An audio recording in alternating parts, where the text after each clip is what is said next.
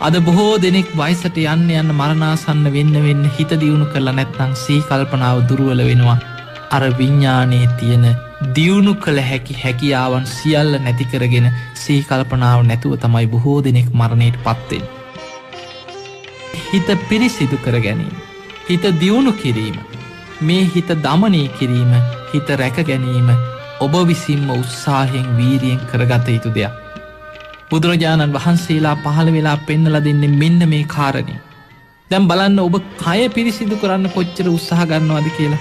ඔබ උදේ නැගිටපු ගමන් කරන්නේ දුවගෙන ගිහිල්ලා ඇස්වල පිරීලා තියෙනවා නම් කබ මේ කබ ටික කඩලා ඊළඟට නාසයේ තියෙන හොටු ටික සුද්ධ කරලා දත් ටික ඉක්මනට කුණු කෙල ගඳ යන්න මැද ගන්නවා. ඊළඟට මූණ කට හොදගෙන සබන් දාලා පිරිසිදු වෙනවා. ඇඳුමක් පවා දහඩිය වලින් දුඟද වුණා නම් ඔබ මේ ඇඳුම හොදලා කය පිරිසිදු කරගන්න උත්සාහ ගන්න.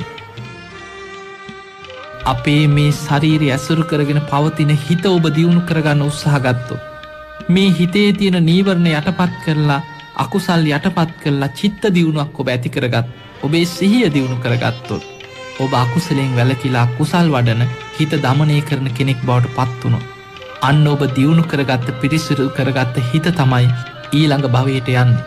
අන්න ඒ නිසා සංසාරේ දිගින් දිගට හිත වඩන කෙනා, හිත දමනය කරන කෙනා, ධර්මයේ පුරුදු කරන කෙනා ඒවා පාරමී ධර්ම හැටියට සංසාරේ එකතු කරනවා.